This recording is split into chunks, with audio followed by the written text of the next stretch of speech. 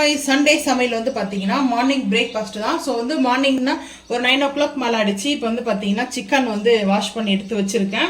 இது வந்து ஒரு 1/4 கிலோ கூட இருக்குமா, 1/2 கிலோ ஒரு சிக்கன் 1/2 கிலோ எடுத்து வச்சுருக்கேன். மஞ்சத்தூளும் சால்ட்டும் போட்டு இப்போ வந்து அடுப்பு ஆன் பண்ணியாச்சு. குக்கர் வந்து ஹீட் அடித்து ஆயில் வந்து சேர்த்துக்கலாம். இந்த குருமா வந்து பார்த்தீங்கன்னா நம்ம இட்லி, தோசை, சப்பாத்தி, பூரி, ஸோ அதுக்கப்புறம் பரோட்டா, மெயினாக ஹோட்டல் ஸ்டைலில் வந்து நம்ம ரெஸ்டாரண்ட் ஸ்டைலில் இந்த குருமா செய்கிறோம். ஸோ குருமா செய்யறதுக்கு ஃபஸ்ட்டு ஆயில் வந்து சேர்த்துட்டேன். ஆயில் சேர்த்ததுமே வெங்காயம் வந்து சேர்த்துக்கலாம். கட் பண்ணி வச்சுருக்கிறேன் வெங்காயம். ஸோ வெங்காயம் சேர்த்துட்டு இந்த ஒரு குருமா இருந்தால் போதும் நம்மளுக்கு. பரோட்டாக்கு பட்டர் நான் கூட சூப்பராக இருக்கும். இது வந்து ரெஸ்டாரண்ட் ஸ்டைலில் தான் நம்ம வந்து செய்கிறோம். ஸோ வந்து சில இடத்துல வந்து பார்த்திங்கன்னா பொட்டுக்கடலை சேர்ப்பாங்க. இதுக்கு நம்ம வந்து அதெல்லாம் சேர்க்கறது இல்லை. இது வந்து ஓன் கரம் மசாலா அப்படியே சேர்த்துக்கலாம். ஏலக்காய் வச்சுருக்காங்க, ஒரே ஒரு ஏலக்காய் மட்டும்தான். ஸோ இப்போ நல்லா வந்து இதை ஹை ஃப்ளேம் வச்சுருக்கேன். வதக்கலாம், வதங்கணும். வெங்காயம் வந்து பார்த்திங்கன்னா கொஞ்சம் நல்லா வதங்கட்டும். ஸோ அதுக்கு முன்னாடி வந்து பார்த்திங்கன்னா ஒரு 10 பருப்பு முந்திரி பருப்பு ஊற வச்சுருக்கேன். ஒரு கசகசா வந்து பார்த்திங்கன்னா ஒரு ஸ்பூன் ஊற வச்சுருக்கேன். இது வந்து ஹாட் வாட்டரில் வந்து பார்த்திங்கன்னா ஊற வச்சாச்சு. தேங்காய் கொஞ்சமாக, இது வந்து தேங்காயோட நம்ம வந்து அரைச்சி நம்ம வந்து சேர்க்க போகிறோம். இந்த கறி குழம்பு வந்து பார்த்திங்கன்னா சூப்பராக இருக்கும். ஸோ இந்த கறி குழம்பு ரெசிபி வந்து நீங்களும் செஞ்சு பாருங்கள், அட்டகாசமாக இருக்கும் டேஸ்ட்டு. ஸோ வந்து பார்த்திங்கன்னா வெங்காயம் வதங்கட்டும். நான் இதில் வந்து சிக்கனில் மசாலாலாம் எதுவும் வந்து ஆட் பண்ணலை. ஸோ இப்போ வந்து ரம்பா லீஃப் வந்து நான் எடுத்துக்கிறேன். ரம்பா லீஃப் சேர்த்தாச்சு.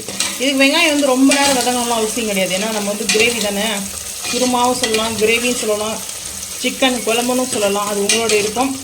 என்னோடய ஸ்டைலில் ரெஸ்டாரண்ட் ஸ்டைலில் சிக்கன் குருமா நம்ம செய்யுது. வெங்காயம் வந்து வதங்குது. ஸோ இந்த டைமில் ஆனால் இதில் வந்து பார்த்திங்கன்னா தக்காளி சேர்க்கறதுக்கு முன்னாடி இஞ்சி பூண்டு பேஸ்ட்டு ஒரு ஸ்பூன், ஏன்னா அது கொஞ்சம் கூட இருக்கணும். ஸோ இஞ்சி பூண்டு பேஸ்ட்டு அதனால் வந்து சேர்த்துக்குவேன். சேர்த்துட்டு நல்லா அந்த ஆயிலோட மிக்ஸ் ஆகி வதங்குது. ஸோ இப்போ வந்து கல்லுப்பு வந்து சேர்த்துக்கலாம்.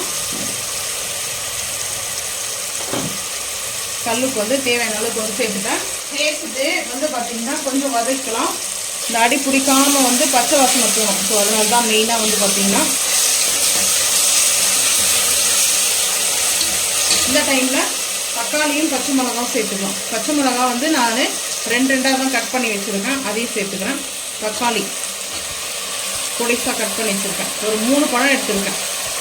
ரொம்ப தக்காளி சேர்த்தோம்னா புளிப்பாயிடும். ஸோ புளிப்பாக இருந்துச்சுன்னா 2 தக்காளி மட்டும் எடுத்து கட் பண்ணிக்கோங்க.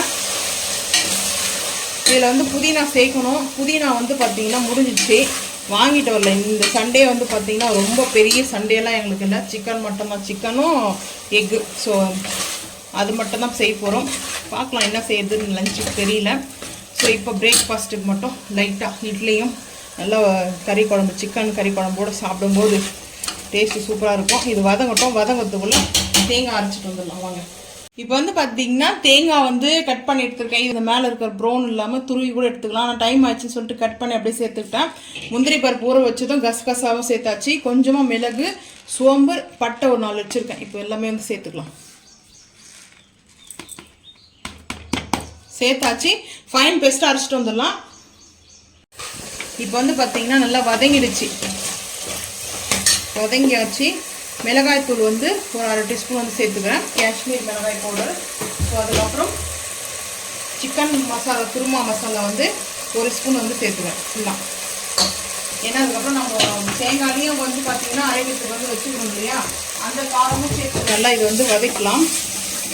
ஸோ வதக்கிட்டு இப்போ வந்து பார்த்திங்கன்னா சிக்கனை வந்து சேர்த்துக்கிறேன். அப்படி வாஷ் பண்ணி வச்சுருக்கிற சிக்கனை வந்து சேர்த்தாச்சு. சேர்த்துட்டு நல்லா இது கொஞ்சம் நேரம் வதக்கிறேன். வதக்கிறதுக்குள்ளே வந்து பார்த்திங்கன்னா தேங்காய் அரைச்சிட்டு வந்துடலாம். அரைச்சிட்டு வந்து நம்ம வந்து பார்த்துக்கலாம். அரைச்சி எடுத்த தேங்காவை வந்து சேர்த்துக்கலாம். சேர்த்துட்டு கொஞ்சம் தண்ணி வந்து சேர்த்துக்கலாம். அதில் நம்ம வந்து குருமாக்கு எந்த அளவுக்கு வேணுமோ அந்த அளவுக்கு வந்து தண்ணி சேர்த்துக்கலாம்.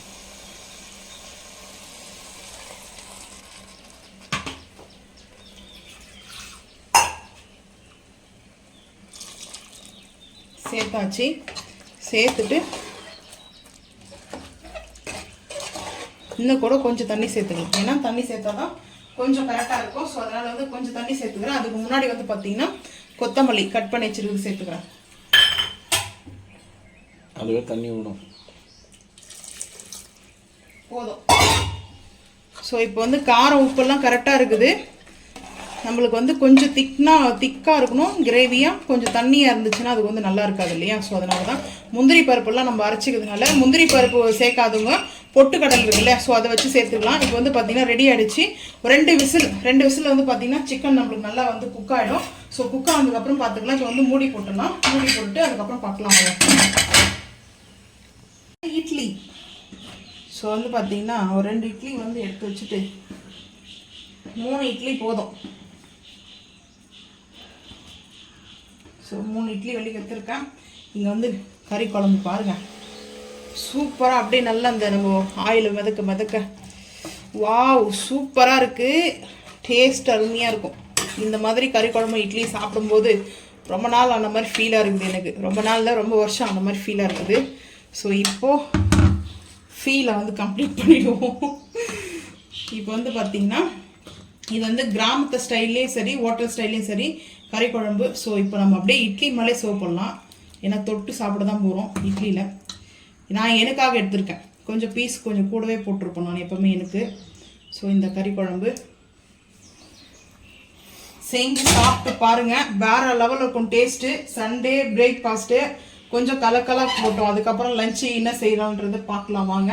ஃபஸ்ட்டு நம்ம வந்து இந்த கறி குழம்பும் இட்லியும் வந்து பார்த்தீங்கன்னா சர்வ் பண்ணியாச்சு பிரேக்ஃபாஸ்ட்டுக்கு. நீங்களும் ரொம்ப சிம்பிளாக தான், ஆனால் வந்து செஞ்சு பார்த்துட்டு மறக்காமல் வந்து கமெண்ட் பண்ணுங்கள். இந்த வீடியோ பிடிச்சா சேனலை வந்து சப்ஸ்கிரைப் பண்ணுங்கள். தேங்க்யூ.